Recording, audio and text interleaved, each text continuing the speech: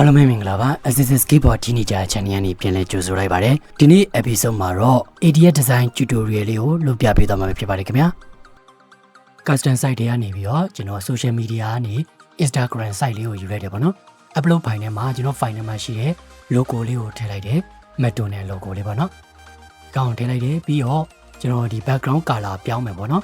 ဒီ McDonald နဲ့လိုက်ဖက်အောင်လို့ကျွန်တော်အဝါရောင်လေးပဲတီးနေကိုထားလိုက်တယ်ဒီဘာဂါလေးကိုကျွန်တော်ထည့်လိုက်တယ်ပေါ့နော်ဟမ်ဘာဂါ ADF design လေးဆွဲမှာဖြစ်ပါတယ် Okay product တွေကိုနောက်မှထားလိုက်တယ်ပြီးတော့ကျွန်တော် edit တွေကနေပြီးတော့ဒီ edit တွေသွားပြီးတော့ဒီဟမ်ဘာဂါလေးကိုပို့ပြီးတော့ fresh ဖြစ်သွားအောင်လို့ပေါ့နော် random လေးဘက်ကိုကျွန်တော်သွားလိုက်တယ် vibrate လေးတွေချိန်ကြီးလိုက်တယ်ပေါ့နော်ဒီလိုလေး color လေးတွေလေးဆိုသွားပါတယ်အဲ့ဒါနဲ့ကျွန်တော် animate နဲ့မှာ draw shadow ဆိုပြီးရိုက်ရှာလိုက်တယ်ပေါ့နော် draw shadow ကိုဟမ်ဘာဂါရဲ့အောက်မှာထားမယ်ဒီ layer ရဲ့အောက်ဆုံးမှာထားလိုက်တယ်ပေါ့နော်ပြီးတော့ animate နဲ့မှာပဲ tone paper ဆိုပြီးကျွန်တော်ရိုက်ရှာလိုက်တယ်ပေါ့နော်အဓိကတော့ပြဲနေတဲ့ paper အစားလေးပေါ့နော်ဒီလိုလေးလုပ်ချင်လို့ဖြစ်ပါတယ်ဒီမှာ layer ထဲမှာအောက်ကိုချလိုက်တယ် okay သူ့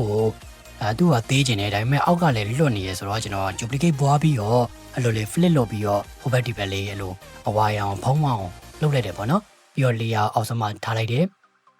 product လေးကိုနည်းနည်းကြီးလိုက်တယ်ဒီ draw shadow လေးကိုလည်းထည့်ပြီးတော့ copy ပွားပြီးတော့အောက်ချလိုက်တယ်ပေါ့နော် transparency လေးနည်းနည်း short လိုက်ပါတယ်ပြီးတော့ကျွန်တော် text လေးခေါ်ပြီးတော့ဒီ font လေးရွေးပြီးတော့ကျွန်တော် site ကြည့်လိုက်တယ်ဒါပဲဆိုပြီးတော့ကျွန်တော်ရိုက်လိုက်တယ်ပေါ့နော်ရိုက်ပြီးတော့ font လေးကိုကြည့်လိုက်တယ် color အဖြူအောင်ထားလိုက်တယ်ပြီး effect ထဲမှာဒီ hollow ဆိုတဲ့ effect လေးပေါ့နော် stroke ပဲပါတဲ့ font လေးကိုကျွန်တော်ပြောင်းလိုက်တယ်ပြောင်းပြီးတော့သူ့ layer ကိုလည်းအောက်ဆုံးမှာထားလိုက်တယ်ပြီးတော့ကျွန်တော်ဒီစာလေးကို copy ပွားလိုက်ပြီးတော့ cheesy ဆိုပြီးတော့ရိုက်လိုက်တယ်ဒီကောင်နဲ့ကောင် slap ပေးပြီးတော့နေရာစီလိုက်တယ်ပေါ့နော်ပြီးတော့ကျွန်တော် font style လေးရွေးရပါတော့ဒီ recipe ဆိုတဲ့အားလေးကိုရွေးလိုက်တယ်new ဆိုပြီးရိုက်လိုက်တယ်ပြီးတော့ order now ပေါ့နော် order now ဆိုပြီးတော့အောက်မှာထားတယ်ပြီးတော့ animate နဲ့မှာ shape လေးကိုယူလိုက်တယ်ပေါ့နော်ကျွန်တော် rectangle လေးယူလိုက်တယ် order now ထဲမှာထည့်ဖို့အတွက်ပေါက်လေးကိုလို့ adjust လုပ်လိုက်တယ်ပေါ့နော် order now ကိုကျွန်တော်အဖြူအောင်လေးပြောင်းလိုက်တယ်ပြီးတော့ကျွန်တော် animate နေရာပဲဖုန်း icon လေးကိုယူလိုက်တယ်ပြီးတော့အဝါရောင်လေးပြောင်းလိုက်တယ်စာတစ်ခုထည့်တယ်ဖုန်းနံပါတ်ရိုက်ထည့်လိုက်တယ်